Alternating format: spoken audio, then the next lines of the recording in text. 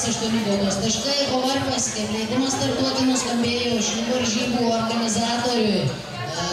Šiandieną jau iškovojusiam Lietuvos konkūrų čempiono aukso medalį, tiesa, jojant jaunų žirgų grupėje Raimondui Skėriui.